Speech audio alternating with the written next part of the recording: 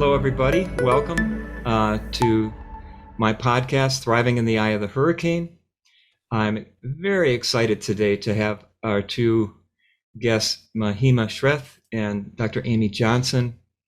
Mahima is here from Paris. She's actually lives in Nepal, but she's living in Paris, lucky her, for a month or two, I guess. And so I just wanted to say how much I've been enjoying doing these podcasts with all of you. It's just been the light of my life. I think I've found my medium. I really enjoy this, and it's just been delightful to have so many people from so many parts of the world join our podcasts or listen to them as a recording afterwards. That's most of the way people have listened to this podcast is as a recording. But we've covered the first 9 months or so, the last 9 months, has been interviewing people who are in the book, who have written their story or shared their story with me, that I just wanted to have an opportunity for you as the listeners, those of you who are here live, to ask them questions and to hear them directly rather than just through a book. As I was reflecting on what to call today, I decided one of the chapter titles in my book is The Renaissance of Resilience. And as I look around the world and see all the hurricane of the challenges that we're in with climate change, since we last met, we had the conference in Glasgow about the climate crisis that we're in. And so much came out of that. And there's a lot of disruption about what's going to actually get done. Are we really going to be able to save this planet? The division in the world, the floods, the fires, the hurricanes, the literal hurricanes, the supply chain issue. By the way, my book is not really yet available in most bookstores because of the supply chain. It's available on Amazon, but if you go to your local bookstore, you may be disappointed to see it's not there because of the shipping issue. So that's part of it. We have to learn to flow with it, go with it, make the best of it. And that's what I've been doing as I've been dealing with the challenges of getting my book out. I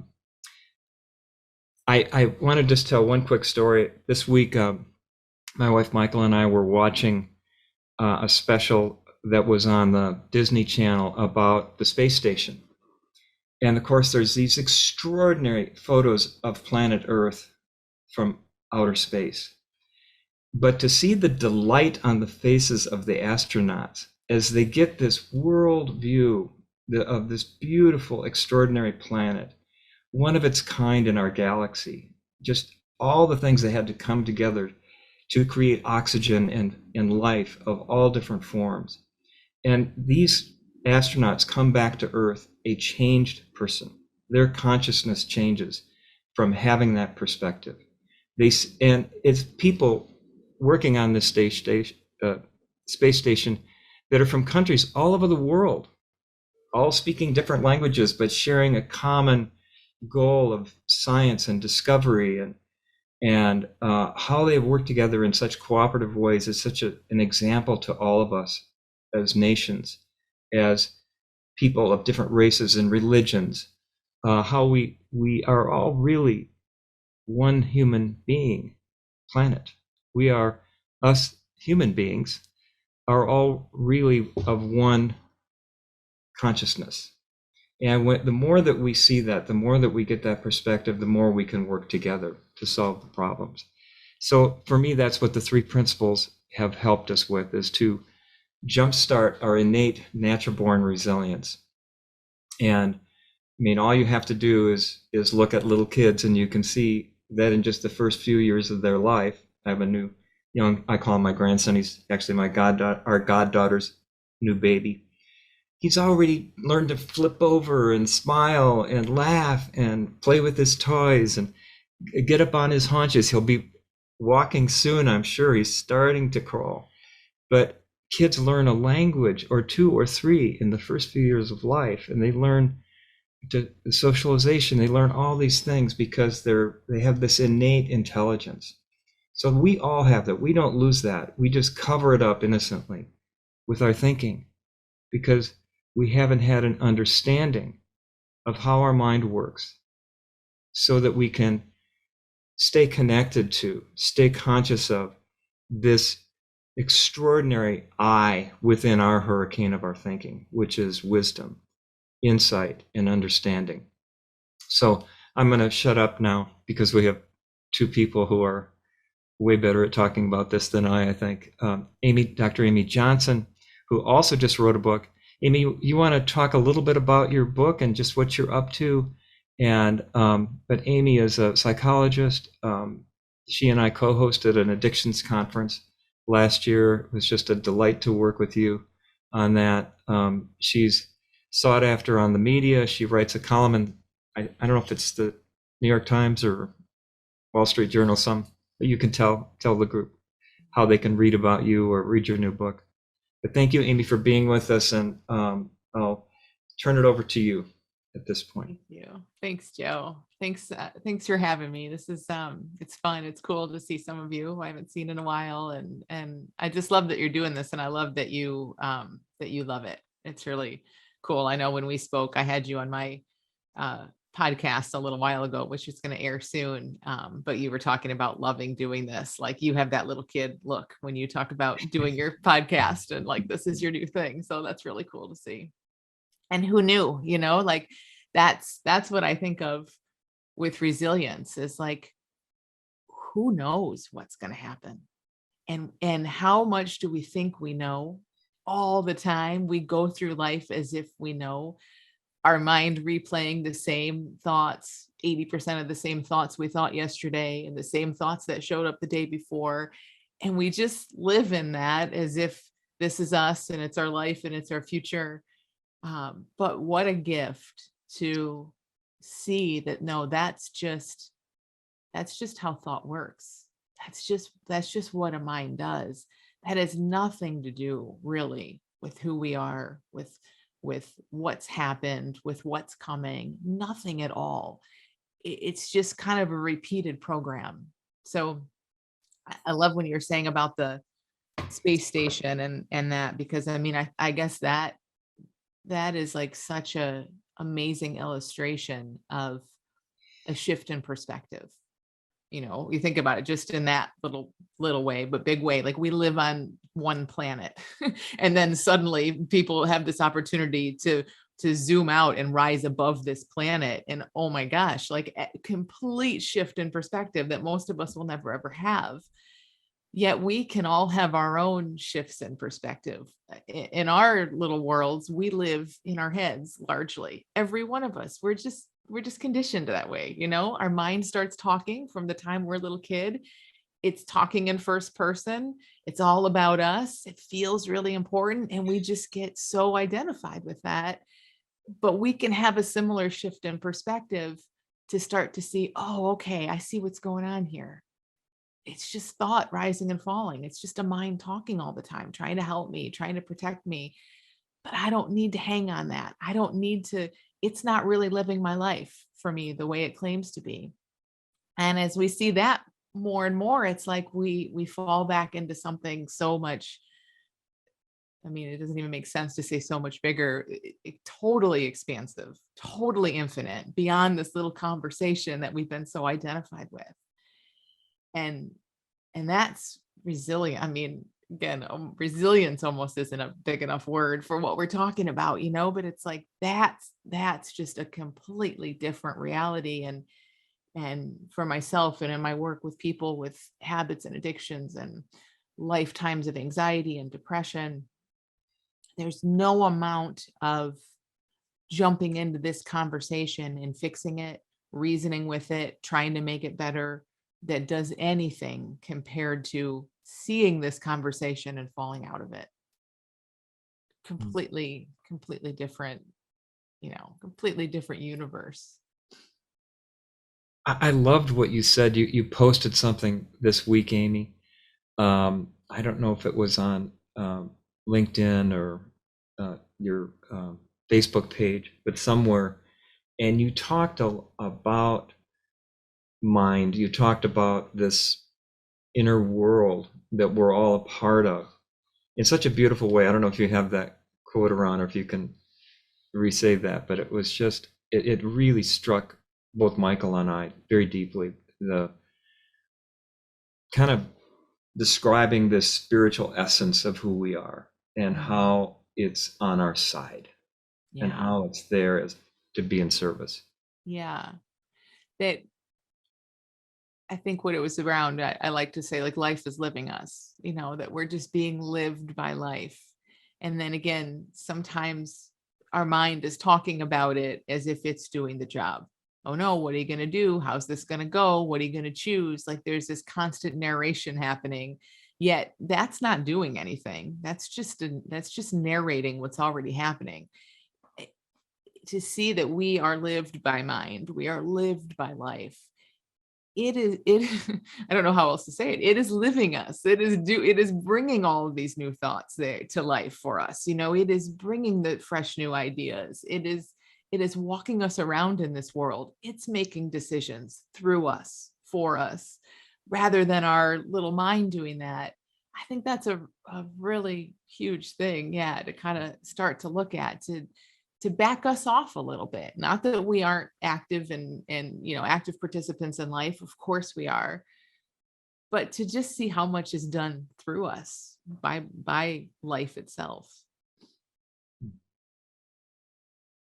Wow, that was great. Thank you. I just want to say, I think especially when we're struggling, when something looks like a problem or an issue, again, everything in our conditioning is having us try to go figure that out. That if we can see that, no, stepping back, I mean, this is just speaks to what your book speaks about so well, and story after story is like, resilience comes when we let go. We let go with all the stuff that we think we know. It's like we just fall into resilience. So I love that. Amy, can you share a little bit with our group here, just how you've been lucky to take this into different communities, different populations? How has this in a practical way as a helper, as a psychologist, therapist, coach, how has your understanding rippled out in your world Yeah. Well, to bring about this renaissance of resilience? yeah, no, I love it. I mean, it very much, when you say rippled out, that's very much it. Like, it started with me. I think for many of us, it kind of has to start with us, or it just does start with us. So I was just um, struggling with anxiety and habits myself, and from waking up from that, I was able to kind of, best I can, share and point in a way that I think I never could have had I not gone through it. But so yeah, I mean, I love to talk with people and get the opportunity to talk with people all over the world who have just been trying the same things over and over and over, because those are the only things they see to try. And really, largely, how it looks to me is, what we're trying to do is go into our psychology and make it different. Think a different thought, bring in a new feeling, like change something in the environment, have a conversation, change your job, whatever it is. We're trying to nail down what's always changing already. We're trying to make our experience more comfortable, rather than seeing, as the principles show us, that our experience is changing all the time. We don't have to do all that work to try to nail down something that can't be nailed down, and it's always changing all by itself. So it's completely redundant, but so starting to see that, I mean, yeah, I've done a lot of work, as you know, with people with all sorts of habits, a lot of work with eating disorders, but anxiety, all kinds of things. And it all comes back to that same thing, and then the ripples just keep extending, because that's the beauty in this. We're not trying to fix anyone. This understanding doesn't fix anyone. We don't need to be fixed. It just allows someone to shift into a different perspective, a deeper understanding of life. And then now that's their come from. Even if they're a parent, a teacher, whatever work they do in the world, they can't help but come from that, because that's just how life looks to them. I think you and I, both working with people with habits of addiction, drugs, alcohol, food, whatever. How we help people is by pointing them back to something that they can absolutely 100% count on, that's always there to guide them and to give them the answers that they're seeking and the feelings that they want to live in. But when we don't know that, we look outside and we see this over 100,000 Americans have died of overdoses this year from heroin. Unbelievable. It's a pandemic within a pandemic. Just the drug overdoses, the suicide. So when you don't know how to find that feeling inside, you look outside. This is what we human beings do. And as Sid Banks always said, any step to the outside is a step in the wrong direction. I love that when you look outside for something that's within you, you'll just become addicted to it. And when that doesn't work, you'll look for something else outside and you'll get addicted to that. Yeah. So you don't have to be an alcoholic or a drug addict to be an addict. I was addicted to my thinking of worry, thinking that was going to solve my problems if I worried about it enough. Yeah. But it's just looking, when we know to look within, in the still quietness of our mind, we hear the voice of truth. We hear the voice of insight, wisdom, perspective that gives us a feeling of hope first, and calm, true contentment. And from there, we can view our hurricanes from a solution-bearing mind. And I'm going to flip over to Mahima here in a minute, unless you have anything more to say, because she has her story in the chapter on resilience, and your story is in the chapter on resilience as well in the book. That's why I had the two together here.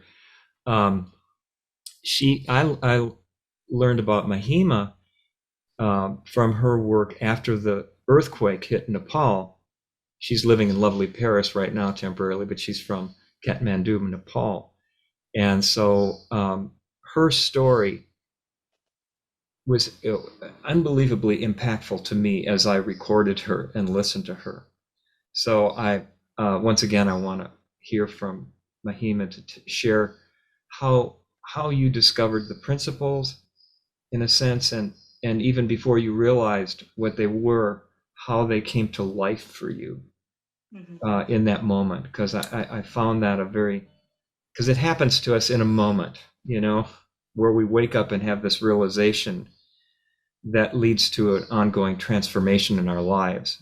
But it gives people kind of a human, ordinary description when they hear the stories like yours, Mahima. So, and Amy, is there anything else you wanted to share? You'll have more opportunity to as we go on here. But no, I'm excited to hear from Mahima. Yeah. So, Mahima from Paris. Yes. Thank you very much for having me. And it's so nice to see you and Amy and some new faces as well who I haven't met. You said a second ago that it's like a moment that you wake up to something that you never knew was here all along, really. And equally from then on, I feel like every few days I realize the same damn thing over and over again. It never gets old. It always takes me by surprise. And it's like, oh yeah, that same thing that I learned 6 years ago, but it's the same thing. And so what happened for me was that I just begun to speak to a few people and read a little bit. And this idea that whatever I was feeling, that it was a reflection of what was going on in my head at the time, and not a reflection of reality as we speak of reality as an objective reality. I just started to hear that, and it hadn't landed in any way. It was like, oh, that's interesting that some people think that. It was just interesting. It hadn't landed for me in any clear way. And then we had the 2015 earthquake in Nepal, and it was in a way a turbulent way to discover, and in a way the best time really to discover the reality of resilience, because it was in the middle of that I there's all of this stuff is like shaking and falling, and in the middle of all of this, like somewhere at the back of my mind, this question of like, oh, all of this reaction that I'm feeling, can that be that it's not about what's going on out there? It's not about the wall that's gone down, and not about the reality of this shaking ground and buildings. Can that be? Like, it was just something that was a question at the back of my mind. And then one moment we have a big aftershock, we all run out, and then we're standing and we're watching the house kind of go like this. And then at some point I realize I'm terrified, like I'm physically terrified, but the shaking has stopped like ages ago. I just haven't noticed it, right? And so then I have this moment of thinking, what's up with that? Like, if you'd stopped me and said, why are you afraid? I would say, well, can't you see? Can't you see what's going on? Like, stuff is shaking, buildings are falling, this building might fall. Isn't that obvious? And yet those things had stabilized, like I don't know how many seconds or minutes ago, but I was still afraid. And it was my first kind of wake up to this possibility that maybe what I feel is a reaction to, like in that instance, all my memories of all the images I'd seen on the news, all of the what ifs I had going on in my mind, all of the images that never happened but that I made up and I carried around in my head, that I was feeling my response to those things and not my response to the shaking of 20 seconds or 40 seconds or whatever each aftershock was. That I was in fact feeling something that was independent to what was going on outside. And so that really for me was a wake up call, but it also shaped and colored the way I've seen the principles ever since, which is as something that is just eminently practical. I didn't just see that and have that moment of realizing, oh, I'm feeling my thinking and go, oh, yeah, interesting. No, it transformed the way I was in that moment and following that. And so for me, the practical power in realization was really, I was really impacted by that. That, oh, wow, if you really see something and you have insight from the inside, you change. And that there is really an emergent quality to the resilience, to the playfulness, to the mental bandwidth that emerges out of insight. I had never known that before. I don't know what I thought they were. I don't know how I thought you got them, but I didn't think they're just emergent properties really of insight, of seeing to the heart of something clearly and simply. And that really so much of the baggage you've been carrying around falls away, and you really, life really is simpler, and you really have more capacity and more resourcefulness. For me, that has really colored the way I have seen and understood, but also taught the principles. That it's really not something theoretical. It changes your life. So, thank you, Mahima. That was very different than the way you said it in the book, but at a fresh new level. It was beautiful. I really appreciate that. Could you share, Mahima, once you had that profound shift, that profound insight that the earthquake wasn't creating your fear and terror, it was your thought about the earthquake, that seeing that in that moment changed you.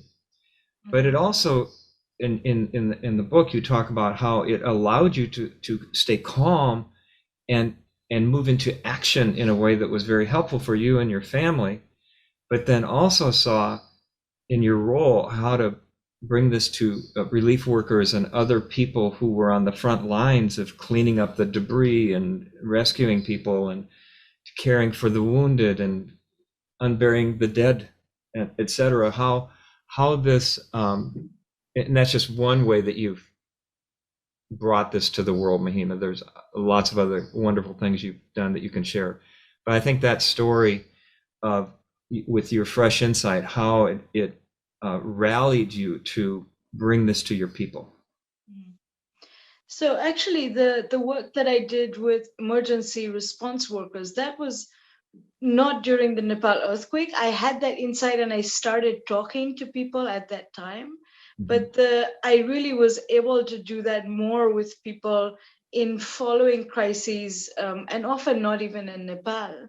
But it was off the back of that original insight and seeing what that did for me as well as for people that I spoke to at that time, right? So, I mean, one of the things I realized was how big an impact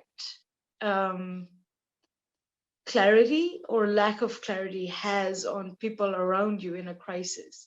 So most of us walking around the world don't really have a way of kind of, what you said, find that feeling on the inside. But most of us walking around the world don't really have a way to access that. Often we don't know it comes from inside. So we're looking for the solution or the person or the system or the program that will give us stability, that will give us lack of fear, that will give us confidence. And we often don't know that it comes from here and that it's always available, right? And so because of that, we really can impact each other in a crisis. Because when somebody is really afraid, somebody else who's really afraid really amplifies that for both people. And again, that was something that I had not noticed as distinctly until then. That as I was calmer, I could see that, oh, like adding more stress to the system is hugely destabilizing. Whereas adding more clarity, in a way, it's almost not an addition, it's almost a subtraction. The presence of clarity allows some other stuff for other people too to fall away, and it invites more people into presence. Can And you that, share an example of that, Mahima, where yeah. how it rolled out with other people? Yes. Yeah, so I'll give you an example. Actually, this is more recent, and it's from one of the clients I work with. So I work with a lot of people in crisis, and it's people as well as organizations. And so one of the organizations I work with, they have a very public organization, and their crises are very visible. It comes all over the news and things, and so it's a very high stakes situation, and I mean, it impacts very large numbers of people if they have even small things go wrong. And one of the things we do in training them is, in addition to protocols, we always do just a kind of state of mind training right in the beginning, so that we can all experience for ourselves how to access clarity, or in some cases just wait for clarity without panicking, as well as how to invite other people into it, right? And so one of these organizations that I'm working with, they have this incident and everybody comes, the media comes, the family of the affected come, and the co-workers come, and it's all entirely chaos. And then at some point, everything feels different, and we're not quite sure what's happened. But what's happened is one of the family groups has a little kid who's like 2.5 or something, and she has also come along, except she has not noticed that everybody's freaked out. So she's just kind of there, and she's like stroking people's faces, she's making sounds nobody else understands, she rolls on the floor with the dog, and the whole mood is different. And in just a few seconds of a being who's present and unafraid, the mood of every single other person, the situation hasn't changed, but the resourcefulness of each person in the room has expanded exponentially. And for me, that is such a simple example of what we're talking about, because what we're talking about is innate. It's not something that you gain only because you hear us talking or only because you read a book that tells you what this is. No, it's innate. And that it speaks to this capacity of human beings. If we're able to have independence from all our thinking about what stuff means, that there is an enormous capacity for us as human beings in crisis situations to come together, to see afresh, and to move forward in a way that is humane and resourceful and innovative. So even though it's not an example of insight per se, for me, that's such a poignant example of resilience in action. And that resilience often doesn't look like what we think. It's not always heroic or not always off the back of cognitive insight or teaching. No, I mean, it's innate, and we see it all over the place. Yeah, it's if you ever forget what resilience or mental health is, follow a 2 or 3-year-old around for a few hours and it'll wake that back up. Yeah. Amy, do you have any questions of Mahima that you'd like to ask her? Oh, good question. I don't know. I love how you share, and I love that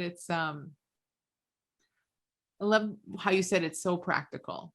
Like that's what I think is just so powerful about this, and just huge for all of us, no matter what we're up against, is to see, like, just look in your own life. We could talk about this all day long and we can point to resilience, but you're right. Like it doesn't really land with people until we notice it. When you're noticing, oh my gosh, my body is in a trauma response and nothing is happening. When you're noticing, wow, I'm okay, like I'm safe right now, yet my mind is somewhere else, or I'm here right now and my mind is in 10 years ago. For all of us, we get those opportunities every day, multiple times a day. So I don't know, that's just something beautiful I heard in what you said, that just the power in looking to our own experience to really see how practical and true this is. Mm-hmm. Mm-hmm. But one of the stories I tell in the book is about so often in the media they'll highlight a person in an earthquake, a terrorist attack, a tornado, shooting, a mass shooting or whatever. There'll be one person that they'll interview who was able to be of service to the rest of the community at that time, and everybody looked to that person. It was just like that little child that you were talking about who rolled around the floor like the dog. But there are human adults who, in the middle of a crisis, don't think about themselves. They think about everyone else, and they're in service. And so the media will often interview, well, how did you save all those people? How did you run into that burning building? The story of the guy in 9/11 who was in the Twin Towers, and he was trapped in an elevator with all these other executives, and he was the janitor, the window cleaner. And he stayed calm, and they were, terrified, trying to call their family on their cell phones. And he said, no, look, we're between floors. Let's see if we can break through the plaster here and get a way out. And they all calmed down, and they took turns hitting the wall, and they were able to make a big enough opening to escape, and their lives were saved. So it's a very pragmatic thing that in the midst of whatever tragedy or crisis that is going on, that we all have the capacity to access that wisdom, that resilience, that innate mental health. And that's what the principles show us. And that's what Thriving in the Eye of the Hurricane and Amy's book is about. And I'm sure you've written several books, Mahima. I don't know. I wouldn't be shocked if you hadn't. That what we're pointing to is something that's already there, complete and whole, and can never be damaged, destroyed, or gotten rid of. It is our nature. It's who we are. And just knowing that that's there helps the way that you talked about it, Amy, so beautifully in the beginning here. When you just notice that you're having this thought experience, it settles you. You are the eye. You are seeing your self-generated hurricane of thought. And when you see that, it immediately calms you down. It lowers your blood pressure. It opens the pupils of your eyes so you can see more clearly what to do to save yourself, to help others, to get to safety. So it's the beauty of teaching the principles is, hey, we're not teaching you something you don't already know. Everybody knows this. They've just forgotten it. And when it reawakens through education of the mind, like we're doing now in these podcasts or in our books, people start to reflect and they go, oh yeah, I remember that time. I can't believe I did that. It was just like, it wasn't even me. It was like I did something I never thought I could do. I got up in front of that audience and I gave a talk and no one threw tomatoes at me. I don't know where that came from. So when we see that, it's delightful, or we see it in a child, or we see it in our mate, or we see it in a stranger. When that comes to the surface, it reminds us, reminds us. I love that word, remind. We get our mind back, and we realize that if we just cool our jets here for a minute, settle in, we're going to see what to do. So Mahima's done work, I know, in the sex trafficking world in Nepal and India. So a lot of people think, well, this is great, but what about the big stuff in life? How does that work? Well, there are stories of all of that in Thriving in the Eye of the Hurricane and listening to these podcasts. That I see Lynn is on this call, Lynn McGrath, who's a nurse and who's done incredible work coaching nurses through this pandemic. I'd love for you to say a few words if you have any comments. Before our two speakers kind of finish their formal part, is there anything more either Mahima or Amy wants to share before we break into a kind of a group dance here? We won't. We promise you, we won't riot. Well, for me, that piece, when you're talking about being stuck in the elevator, it always reminds me that in crisis, we have a way, we do that every day, that we have an assumed habitual reality that we just take as a given to be true. And we do that all the time, but it's just that in a crisis, it's really heightened, it's really visible, that when somebody says, no, maybe we could find a way out, suddenly it gives you pause and it's like, yeah, maybe we could, but actually if nobody says that, it's so easy to get swept up into assumed habitual reality, so to speak, where you're like, oh, in this kind of situation, of course, or you project and assume, and you forget the possibilities that exist in the present, and that all human beings, regardless of education level, IQ, any other factors, age, have the capacity to ask, like, what's really going on here? And to be able to insightfully see what the possibilities are that might be helpful to them. So I think for me in crisis, in fact, I feel like, oh, that's really where it comes alive, because all of our day-to-day habitual way of assuming our thinking is real just gets heightened so that we can all see it. Whereas in our day-to-day lives, you can't really tell that I'm fully buying into my thinking. It's harder because the things are lower stakes, but in a crisis, it's really visible.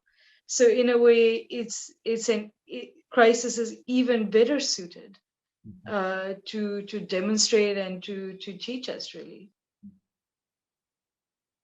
My son is a fireman, a captain in the fire department, and in all of his protocols for chemical fires, for this, at the top of every list is remain calm. First thing, remain calm. So they go into that fireman mode. You're the calm one in the group. Everyone else is panicking, but you're the calm person in the group.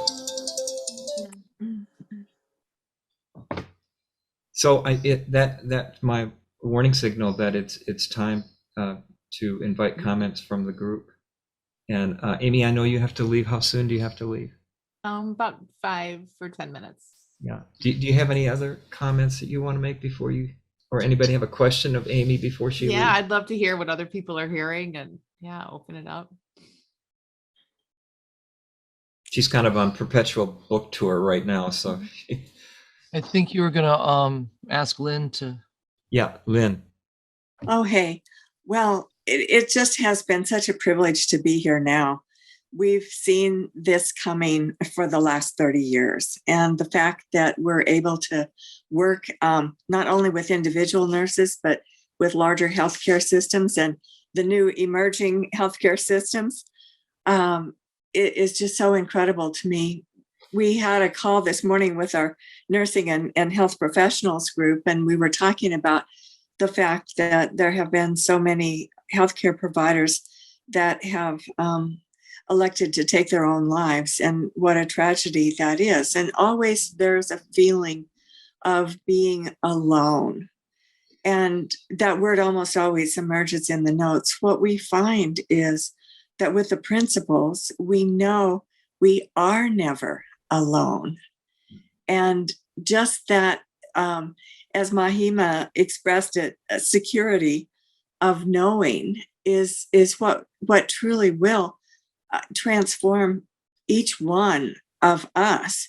And therefore, through us, it will be the system that is transformed. It can't be otherwise. And I just am celebrating the fact of being here now. Well, Lynn and her cohort, Teresa Walding, who was on a previous podcast, just doing incredible work on hospitals. And there's so much work been done over the years showing, because there's so much burnout right now. One of the chapters in the book is called The Burnout Solution, interviewing a lot of the nurses, the people at Mayo Clinic and other places that have learned these resilience principles, how it's made a difference. So thank you for your work, Lynn. You're just extraordinary work. And the resources for your work are in the back of my book in the resources section. Thank you, Joe. To connect you to your coaching program. Davish has his hand up, and so does Alex. Hello. Hi, can you hear me? Yes. Sorry, 1 second. I'm in Sydney, Australia, and just overwhelmed already by the beauty of the talks. I've attended all. I've heard Mahima before, and Dr. Amy Johnson. I've been following for God knows how many years, but I think I'm part of the course of something, but I just listen snippets, and then I get overwhelmed in this quest of the three principles understanding. And that's where my question, I don't know whether it's relevant, because the crisis is, what I loved about crisis brings reality, or rather wisdom, forefront. But over the last few years, I've been trying to get, I'm going to put in commas, access that well-being, and in that, overwhelm in the three principles by following so many lovely people and their insight. And like today I woke up and go, I've had enough of this three principles, not because of the wisdom, but the quest for something. How do you overcome the overwhelm in something you innately know is true, beautiful, and right for you? How do I do Mahima's version of clarity, or Dr. Amy Johnson's version of the beautiful on habitual thinking and overwhelm and anxiety, and not get overwhelmed in the quest for looking for an answer through the three principles? I don't know whether I'm making sense. It makes total sense to me. Either of you want to comment on that?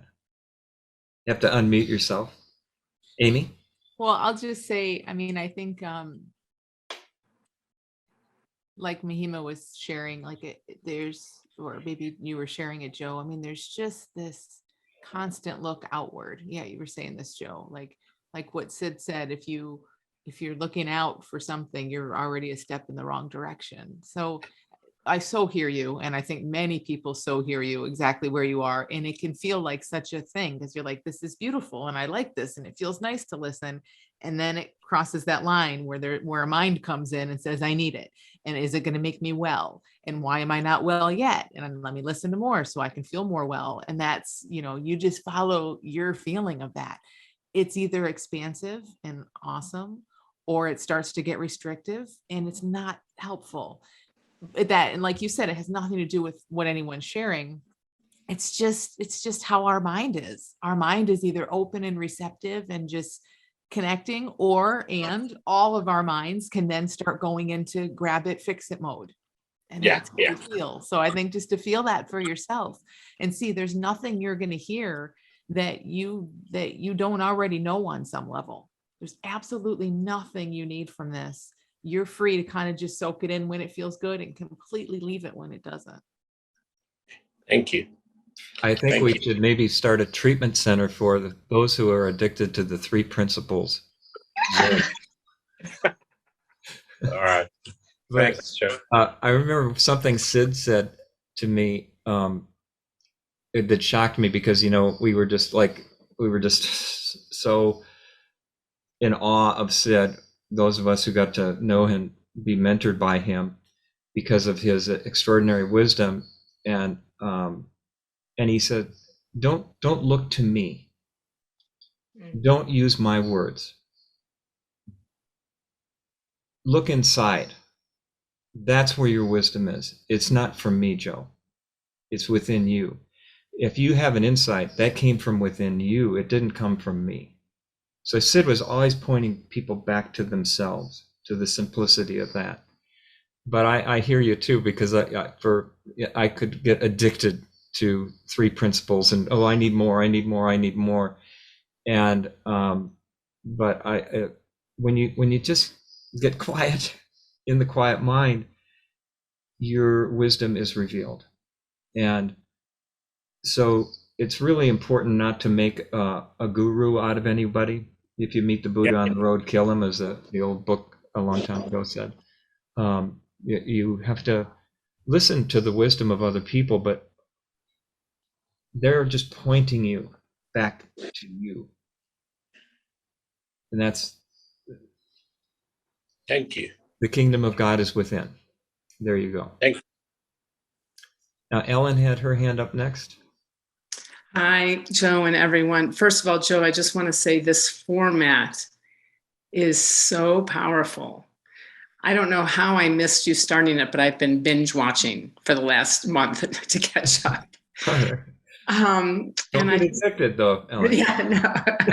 No, it's funny because I've been binge watching from a different place, not a need to, but just a pull toward. And I just love what Amy shared and Mahima. It just brought up so much inside of me. And Lynn, again, thank you for your service in the healthcare community. I had the honor of being of service and doing a lot of volunteer work in the past year to frontline healthcare nurses in a couple different healthcare systems. And you know what was amazing? The issues were no different from the pandemic. They were the same issues. There were very few nurses that were wrapped up in the issues of the pandemic. It was because of the pandemic that their hospital systems invited coaching. But the things that they wanted to speak about were just the same everyday things that nurses and leaders in healthcare deal with. So I thought that was really interesting. And it just happened over and over again. But the other thing that I really wanted to share about crisis, because I want to take what both of you shared and give you a very short, if possible, personal story. And I'm grateful to my son for giving me permission to share this story. So I've had different people that are really close to me be very suicidal, have a lot of suicidal ideations. And there were the days of lots of fixing. And then one day, a couple years ago, my son was deep in his deep in like actively thinking how he was going to take his life.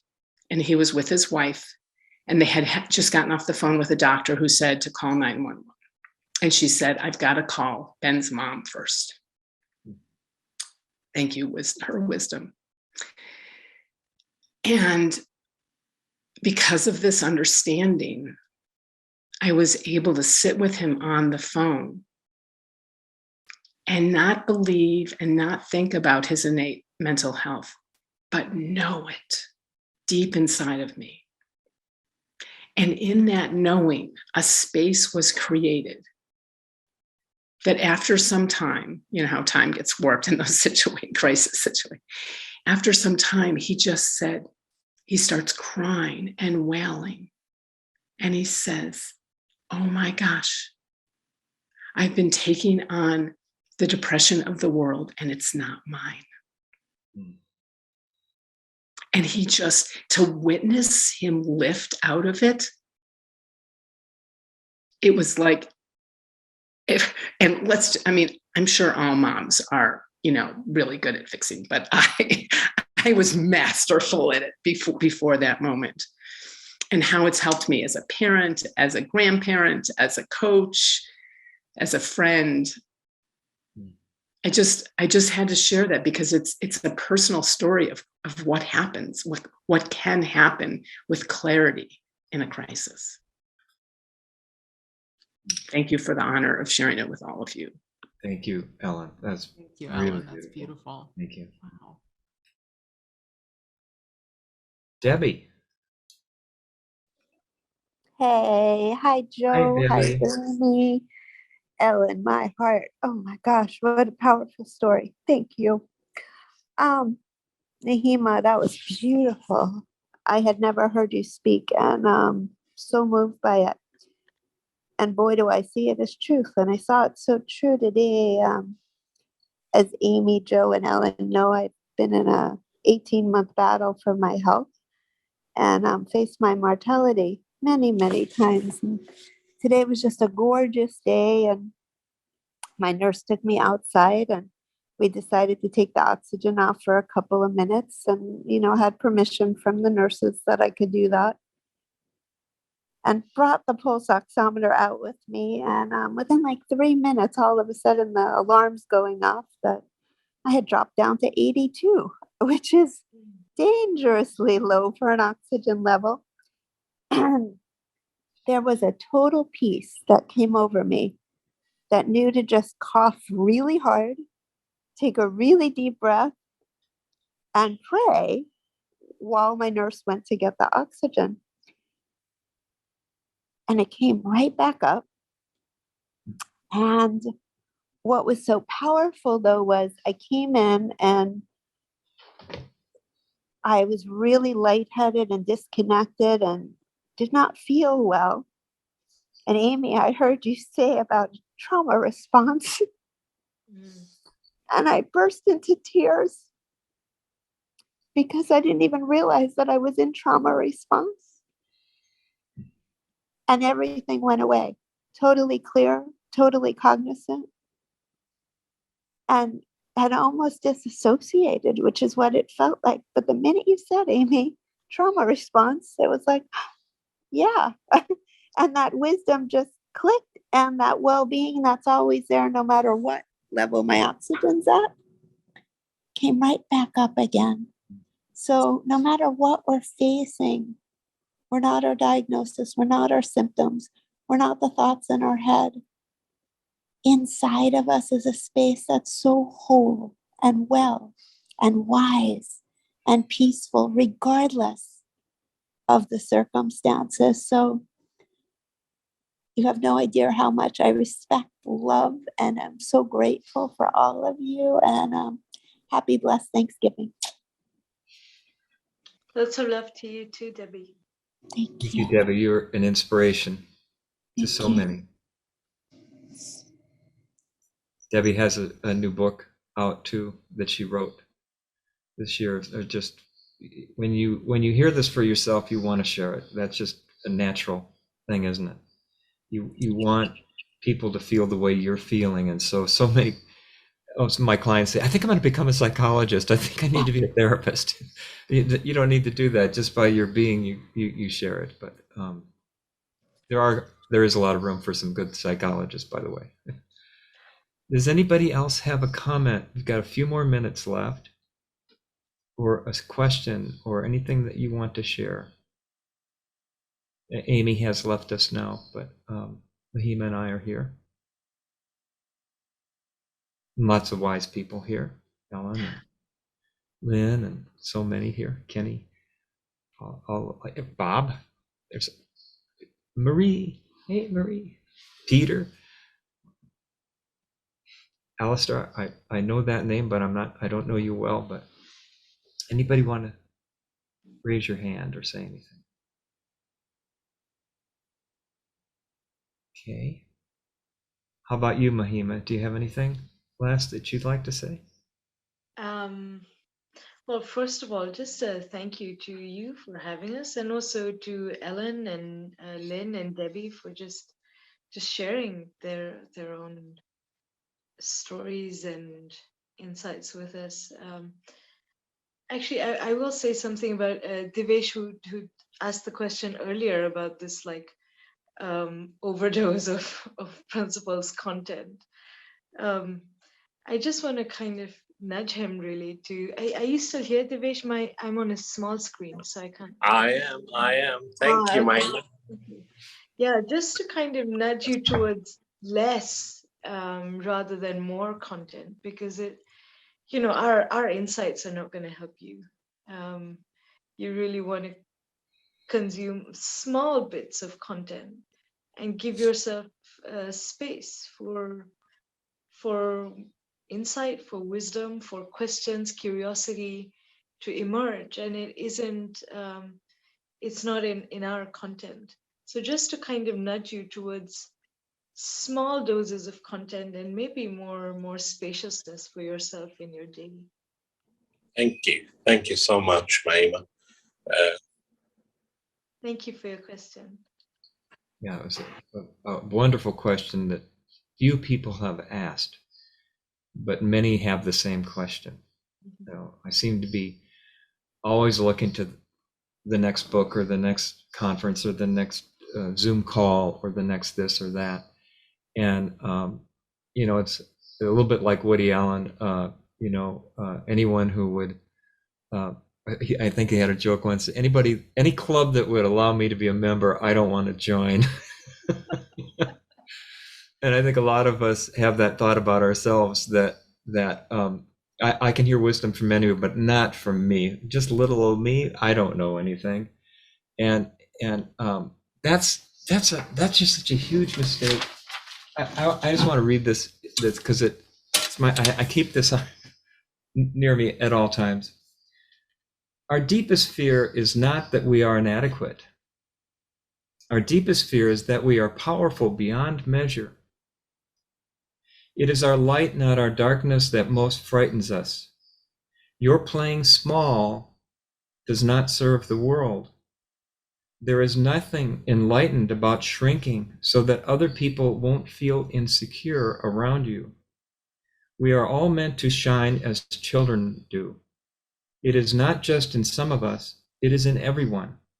And as we let our own light shine, we unconsciously give other people permission to do the same. We are liberated from our own fear.